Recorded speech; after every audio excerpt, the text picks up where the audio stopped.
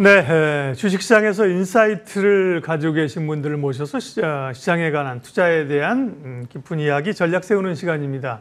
오늘 스페셜리스트는 김한진 이코노미스트 함께 하겠습니다. 박사님 어서 오십시오. 네, 안녕하세요. 오늘 첫 번째 이야기할 얘기는 관세 얘기인데요. 예. 지난번에 이제 7월 9일 날에서 8월 1일로 리스크를 좀 밀어놨는데 금방 또 8월 1일이 다가오는데요. 네. 이게 한 달이니까 시간을 좀 번 것 같은데 네. 또 이제 뭐 2주 앞으로 남았고 트럼프의 관세 협박은 계속되고 있습니다. 어떻게 전개될까요? 네, 만약에 4월 2일 날 관세 해방의 날에 트럼프가 지금 부른 그 관세율이 만약에 그대로 적용된다면 미국의 평균 실효 관세율, 미국의 3조 3천억 달러에 대한 연간 수입액에 대한 관세율은 한 24%, 5%로 계산되네요. 네. 그러니까 이제 24%, 5%는 너무 높잖아. 이거는 말도 안 돼. 네. 이제 이러면서 시장은 분명히 낮아질 거야. 이렇게 지금 기대하고 있는데요. 당장 8월 1일 날 만약에 협상이 안 되고 8월 1일까지 협상이 전부 무산되고 현재 발표된 것대로 만약에 적용된다면 19%입니다. 네. 미국의 실효 관세율이. 그리고 만약에 협상이 잘 된다면 지금 뭐 여러 가지 뭐 협상 얘기가 나오고 있습니다. 화면에 보시는 대로 좀 복잡합니다. 그런데 아무튼 뭐 지금 실효 관세, 보편 관세율 10%와 나머지 이제 품목 관세, 또 일부 국가는 뭐 한 20%의 상호 관세, 지금 이 정도로 만약에 적용이 된다면 한 14%, 네. 14%로 24, 25에서 많이 내려왔네요. 네, 많이 예. 내려온 게 이제 14%고요. 예. 참고적으로 만약에 관세가 완전히 없던 걸로 한다. 그러면 트럼프 취임 전에 관세율은 한 3, 4%에 불과하거든요. 그러니까 협상이 잘 되면 트럼프 취임 전에 비해서 한 10%포인트 언저리 더 관세율이 올라가는 정도로 8월 1일에 이렇게 합의가 되는 것이 지금 최상의 시나리오다, 이렇게 정리할 수 있겠습니다. 그러니까요. 기본적으로 이 요지는 우리가 말씀하신 것처럼 이랬다 저랬다 올렸다 내렸다 뭐 협상했다 안 했다 그러니까 헷갈리는데 기본적인 원리는 어쨌든 간에 트럼프 행정부 들어서 이전보다도 관세율이 올라간다, 그죠? 네. 10%포인트 정도 올라간다. 그러니까 8월 1일까지 협상이 안 되면 아마도 9월 1일 노동절까지 한 달 또 유예될 가능성이 몇몇 국가의 경우에는 있을 거다라는 것이 조금 중론이죠. 결국은 그것이 이제 뭐 미국 트럼프 입장에서는 관세 수입이 생겨서 좋다고 하지만 결국은 미국 경제에 부담을 주지 않겠느냐라는 거잖아요. 그러나 지금까지 나오는 지표들은 또 미국이 견조해요. 어떻게 해서 그래야 될까요? 네, 사실 이렇게 그 뉴스를 좀 종합해 보니까 최종 그 물가 상승에 전가되는 것은 조금 지연되는 것 같습니다. 그럼 뭐 수출업자들이 미국에 수출을 할 때 온갖 방법을 다 써서 가능하면 가격을 인상하지 않는 방향으로 지금 애를 쓰고 있거든요. 그러니까 뭐 수입선을 다변화한다든지, 그리고 뭐 품목을 조금 바꾼다든지, 아니면 뭐 베트남에서 들어올 거를 캄보디아에서 들어온다든지, 뭐 이렇게 해서 미국의 수입업체들도 굉장히 노력을 많이 하고 있다는 것이죠. 수출업체들도 조금 그 깎아서 팔고, 그래서 수출 수입업체 공통으로 지금 애를 많이 쓰고 있어서 이게 지금 지연되고 있는 것도 있고요.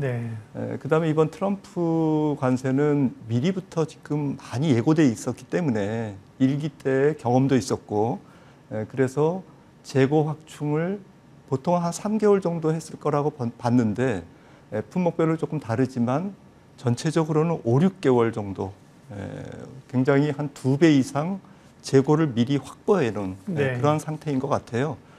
그래서 재고 소진이 이제 지금 거의 막바지에 달하고 있어서 아직까지는 물가에 대한 영향이 적지만 여름을 지나면서부터는 파월 의장이 얘기했듯이 가을부터는 조금 물가에 영향을 줄 거고, 골드만삭스 분석을 보니까 관세율이 1%포인트 오르면 미국의 근원 PCE 물가가 0.1%포인트 오르고 성장률은 0.2%포인트 이렇게 낮아질 거다, 이렇게 분석을 해놨더라고요.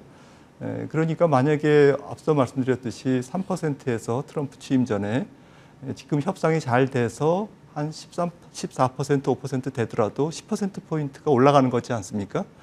그러면 근원PCE가 1%포인트는 올라간다라는 예. 거죠.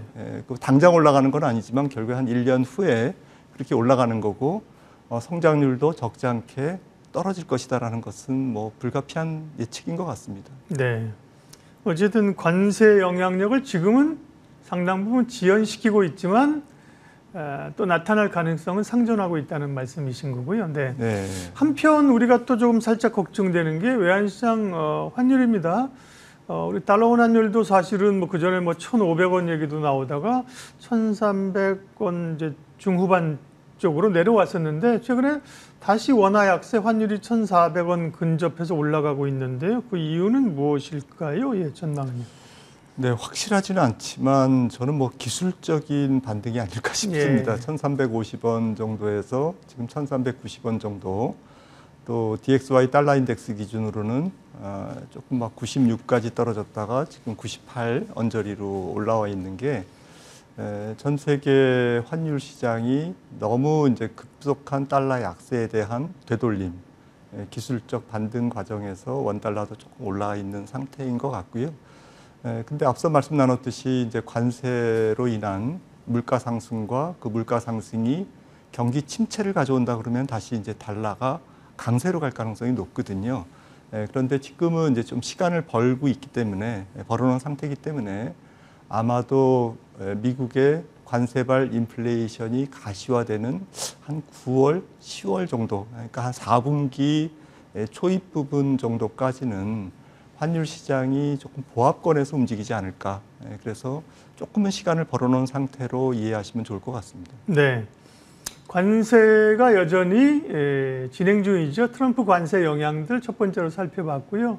다음 이야기할 얘기는 뭘까요? 네. 앞으로 12개월간 금리가 상당히 인하될 가능성이 있다. 트럼프가 이런 얘기를 한 걸까요? 네. 뭐 오스탄 굴스비 시카고 연은 총재가 네. 한 2주 전에는 뭐 그 인플레이션으로 금리 좀 내리기 어려울 것 같다고 이렇게 말씀하시더니 또 갑자기 또 지난주에는 금리가 1년 내에 많이 내려갈 것 같다 이렇게 말씀을 하셔서 조금 전에 원로 이사 얘기도 전해드렸는데요. 7월에 금리 인하 가능성이 있다. 뭐 이게 연준 의장하고 싶어서 충성 경쟁하는 건가? 왜 그런 발언들을 하나? 네.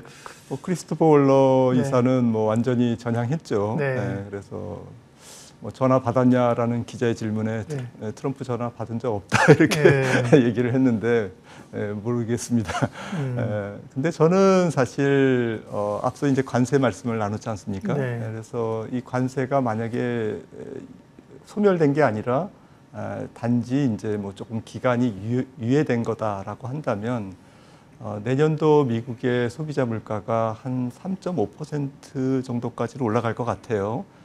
지금 연말에 뭐 한 3% 정도 언저리로 보고 있으니까 아주 보수적으로 보더라도 한 0.5%포인트는 올라갈 가능성이 높고 만약에 관세발 인플레이션이 조금 더 진행된다면 앞서 말씀드렸듯이 한 1%포인트, 한 4%에 육박하는 소비자 물가, PC 물가보다는 소비자 물가가 조금 더 높게 찍히기 때문에 4% 정도의 물가 상승률이 통화정책에 미치는 시사하는 바는 무엇일까?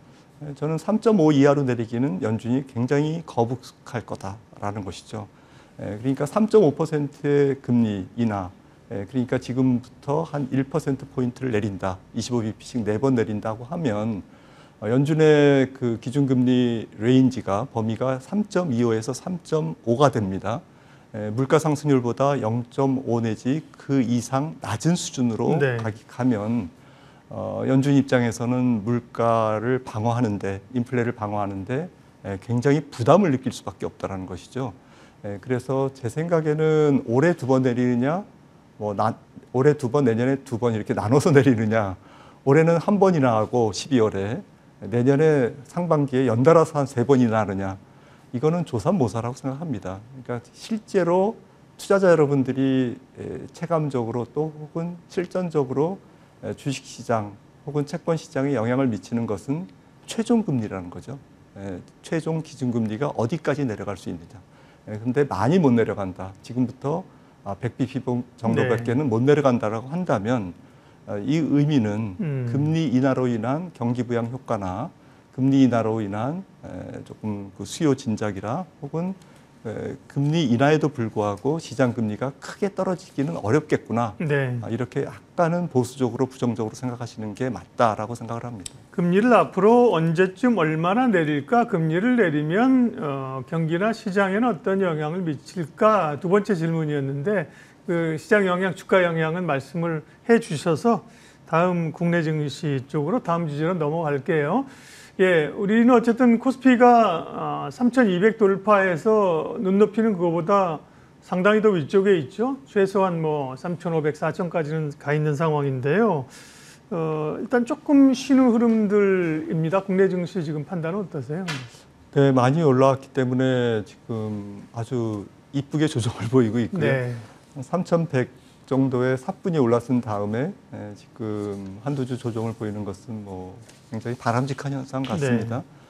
그러면서 이제 시장 에너지를 재충전하고 또 재충전하는 과정에서 또 이렇게 그 순환매가 업종별 순환매가 조금 돌아가는 것은 뭐 굉장히 좋은 현상.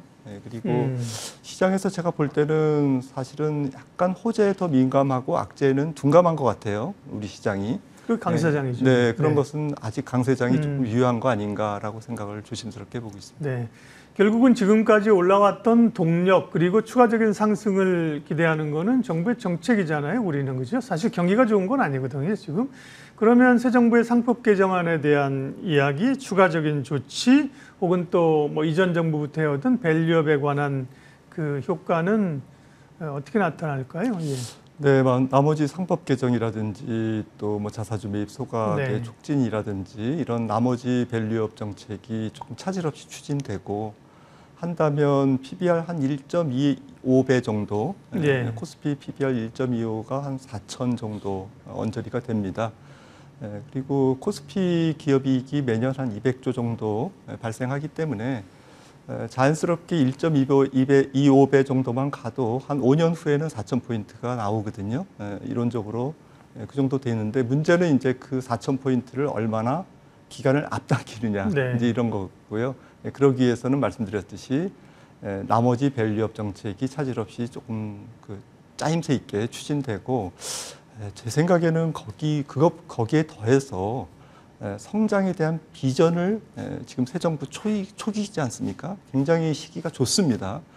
새로운 청사진을 제시하는 그러니까 마치 1999년에 참여정부 때 그 우리나라 광통신에 대규모 투자를 했듯이 지금 AI 투자라든지 이런 바이오라든지 이런 혁신 기업에 대한 산업에 대한 새 정부의 성장 비전, 성장 또 민간 합동 투자 이런 것들이 제시돼서 우리나라 잠재 성장률이 떨어지는 것이 아니고 앞으로 올라갈 거야.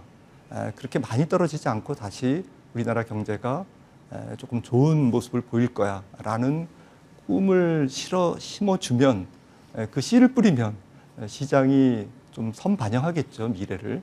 굉장히 좀 중요한 투자 재료가 아닌가 싶습니다. 네, 기본적으로는 이 밸류의 정상화로 그 시기의 문제가 고민이긴 하지만 긍정적으로 보시는 겁니다. 미국의 이제 관세 그리고 금리 우리 시장 이야기까지 했고요. 마지막으로 김한진 박사님이 투자자들을 위해서 주시는 인사이트 뭘까요? 김한진의 투자 인사이트 경제 행간을 읽자. 무슨 의미입니까? 아니 뭐 요즘 경제 뉴스가 너무 많이 나와가지고 투자자 시청자분들이 굉장히 좀 부담스럽고 다 이게 봐야 되나 말아야 되나 이렇게 걱정을 많이 하시더라고요. 근데 가령 뭐 지난주에 나왔던 미국 CPI 같은 경우에도 소비자 물가 같은 경우에도 차분히 나오니까 굉장히 좋다. 여기에 그치면 안 될 것 같고요. 그 내용을 조금 모든 경제 지표, 성장 지표든 물가 지표든 이런 것 조금 안에 있는 행간의 의미를 조금 따져봐야 되지 않을까. 가령 소비자 물가 같은 경우에도 조금 좋게 나왔지만 그 안에서 품목별로는 지금 미국의 여러 가지 경공업 수입품들의 가격이 올라 있는 것으로 나와 있고요.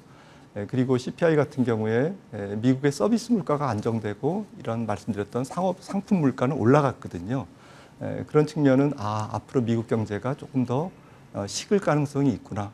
그다음에 관세발 인플레이션이 아직 표면으로 드러나지는 않았지만 서서히 물밑에서 올라오고 있구나. 이런 행간을 읽어야 조금 더 투자하는데 또 주도주를 판단하는데 조금 도움이 되실 것 같아서 좀 그런 말씀을 준비했습니다. 네, 좋은 의미이십니다. 제가 감히 덧붙이면 뉴스의 내용을 읽지 않 뉴스 제목만 보고 그냥 바쁘니까 그죠. 뉴스 하도 많으니까 제목만 보고 이랬대 하는 경우가 꽤 많이 있는데 실제로 내용에 들어가 보면 가짜 뉴스까지는 아니더라도 제목과 본문이 꽤 의미가 다른 경우가 많거든요. 맞습니다. 지금 말씀하신 경제 지표들도 그런 거를 내밀히 좀 들어가서 곰씹어보는 노력이 필요하다. 그 말씀이 오늘 투자 인사이트였습니다. 내일 스페셜리스트 얘기하겠습니다. 정부의 상법 개정 이야기 조금 전에 김한진 박사님과도 나눴는데요. 관련돼서 추가적인 움직임과 함께 수혜주는 무엇일지 리더스 인덱스 박주근 대표님과 상법 개정 관련된 이야기 내일 추가로 하겠습니다. 오늘 스페셜리스트는 김한진 박사님 함께 했습니다. 고맙습니다.